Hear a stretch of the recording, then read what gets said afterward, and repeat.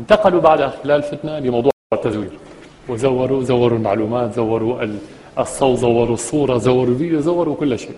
معك حق يا سيادة الرئيس، فأعداء سوريا سيستخدمون ما هو أكثر من تزوير الصور والمعلومات والفيديوهات وكل شيء لتخريب سوريا، ولكن لنناقش الأمر حسب الطريقة التي تحبها وتستخدمها عادة في كل خطاباتك. فنعود لجذر القصة ونحدد أولا من هم أعداء سوريا. هل هم هؤلاء المذيعين الذين لا تتجاوز مهمتهم قراءة خبر أو طرح سؤال على ضيف مثل هذا؟ ثار شريط الفيديو الذي يظهر رجال أمن سوريين يدوسون على سكان قرية البيضاء السورية صدمة واسعة، أو كلام هذا؟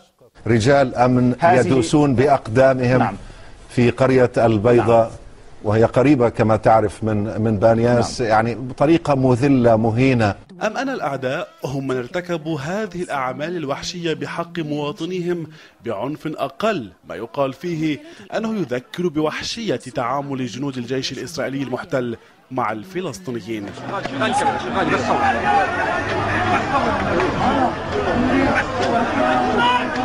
علي عباس يلا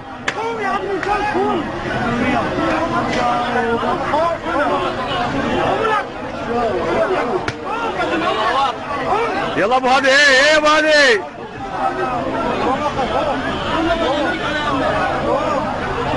يلا ابو هادي، ايه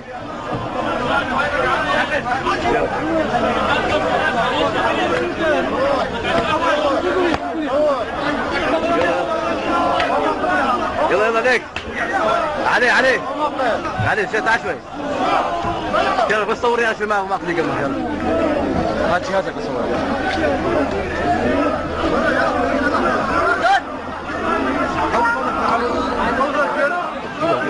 جوا عفس يلا الخواني الكلاب، هاي الخاينة.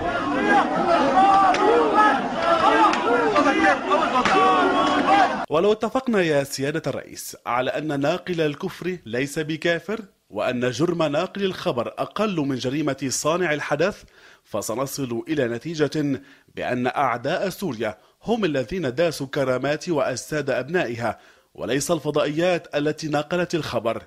ولنعد إلى أسلوبك المفضل ونتساءل معك، هل هذا الحدث يجري في سوريا؟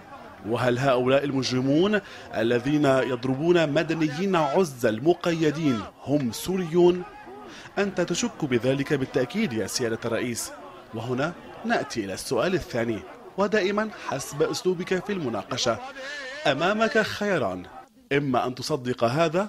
أريد أن أذكر بأن الشريط الذي بثتموه قبل قليل يحوي الكثير من التناقضات، وواضح أن المصدر بحد ذاته اختار أن يورطكم بهذه التناقضات، لأنه لاحظ أن الأشخاص الذين ظهروا فيه هم أشخاص من البشمركة. الأشخاص الذين ظهروا طبعا سأشرح لك. الأشخاص الذين ظهروا فيه هم أشخاص يرتدون لباس البشمركة الكردية. وهذا أنا أصحح هذه النقطة، ثبت أنها موجودة لفدائي صدام. وهذا أيضا أولا من أجل الحقيقة ومن أجل المنطق ندعو إلى إعادة التحقيق في هذه الصور ومصدرها. لا ندري من أين جاءت هذه الصور، البعض يقول أنها ربما تكون قد حدثت في أماكن أخرى خارج سوريا. هذا الزي ليس زيا لرجال الأمن السوريين، ولكن كانوا يتحدثون بلهجة سورية. اللهجة مكساج أخي جمال، عملية مكساج يمكن أن تضخ على مادة في المياه ونقع جميعنا ضحية التضليل. ولا بأس لمزيد من الاطمئنان من تصديق هذه أيضا.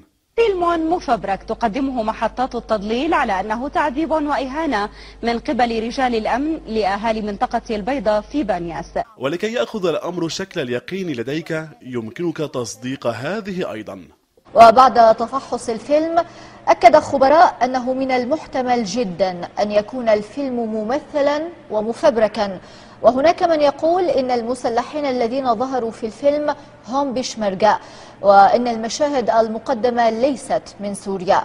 وخبيرة التجميل أفادتنا أن بعض الجروح والكدمات التي تم عرضها عبارة عن مكياجات مكشوفة ومفضوحة.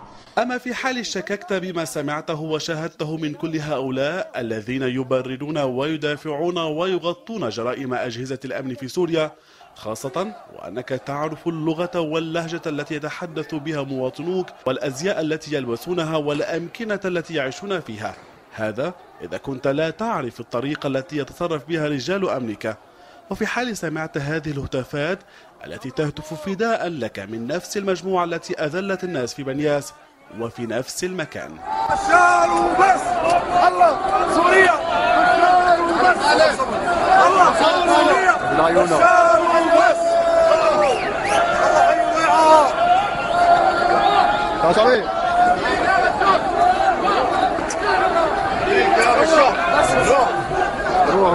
روح فيديو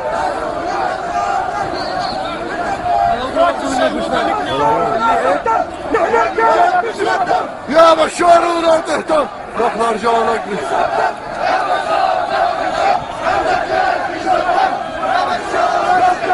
وقررت أن تتقصى أكثر وتمنح نفسك فرصة لمعاينة الخيار الثاني، فما عليك إلا أن تشاهد هذه الصور وتحكم ما إذا كانت جريمة إذلال الناس قد ارتكبت في العراق كما يقول الإعلام السوري اليوم، أو في جزر الواق كما قد يقول غدا، أم في بنياس كما يقول هذا. أنا اسمي أحمد بياسي من قرية البيضاء، مواطن عربي سوري. مين اجى عليك نزال كان بالضيعة؟ اجى علي اول ما فات علينا الجيش بحجة تفتيش وذهاب من دون اعتقال اي شخص. وفجأة اجوا وراء عناصر الامن والمخابرات. قاموا اجوا سحبونا من فوق، ربطونا من بالساحة وصاروا يدعسوا علينا ويسبونا ويشتمونا، صبوا اعراضنا وذلونا، وصفونا بابن الزانية. وهذا ايضا رفعنا العشاء وطلعنا لبرا، بلشوا فينا الضرب وهانونا وذلونا، وفاتوا اني على المحل بعد ما وطحوني، فاتوا على المحل ترك المحل مفتوح، صاروا يكسروا المحل ما خلوا لي شيء. او هذه عمل لي لكن بقوتكها، ما تفوت لكن بقوتكها ما تفوتني بقوتكها، بكرمال الله يخليكم. أو كما يظهر هذا الفيلم تفاصيل المكان الذي أهين فيه الناس وأهدرت كراماتهم. هذه هي ساحة البيضاء اللي قالوا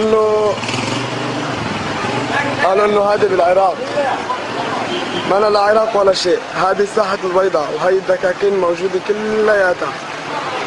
هذا التلفزيون السوري كله كذاب، عم يقولوا انه على هذه بالعراق. هذه ساحة البيضاء ببانياس.